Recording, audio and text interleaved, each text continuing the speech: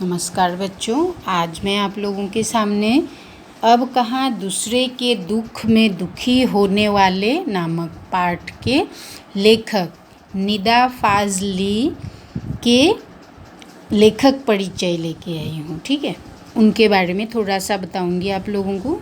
आप लोग सुनिएगा, आप लोग मतलब लाभवान ही होंगे सुनकर, क्योंकि पढ़ने से कुछ भी चीज़ें मतलब ऐसे ही नहीं जाते हैं।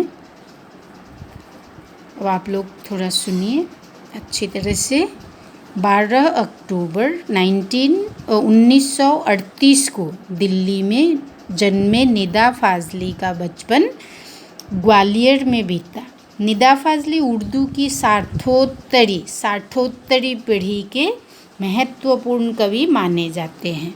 मतलब हिंदी साहित्य के इतिहास के उर्दू की साठोत्तरी, 60 मतलब 60 के बाद के पीढ़ी के महत्वपूर्ण कवि माने जाते हैं। आम बोलचाल की भाषा में और सरलता से किसी के भी दिलो दिमाग में घर कर सके ऐसी कविता करने में इन्हें महारत हासिल है। मतलब उनकी भाषा सहज सरल बोलचाल की भाषा है उनकी कविता की। वही निदा फाजली अपनी गद्य रचनाओं में शेर व शायरी पिरोकर बहुत कुछ को थोड़े में कह देने के मामले में अपने किस्म के अकेले ही गद्यकार है। मतलब उनकी तरह गद्यकार अन्य नहीं है। ठीक है, निदा फाजली की लफ्ज़ों का पूल नामक कविता की पहली पुस्तक आई।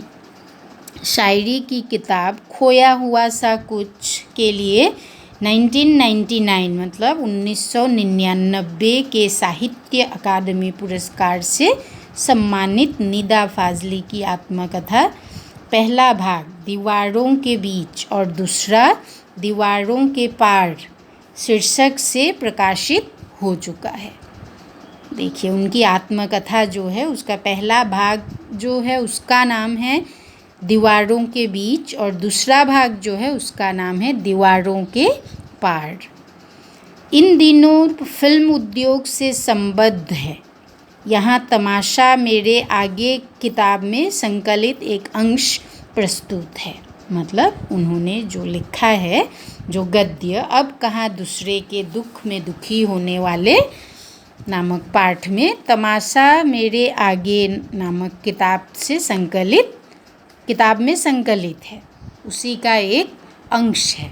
ठीक है बच्चों, पढ़िएगा अच्छी तरह से। उनका जन्म कब हुआ था, उन्होंने क्या क्या लिखा, उनके द्वारा लिखित पुस्तकों के नाम, ये सब मतलब एग्ज़ाम में आ सकता है।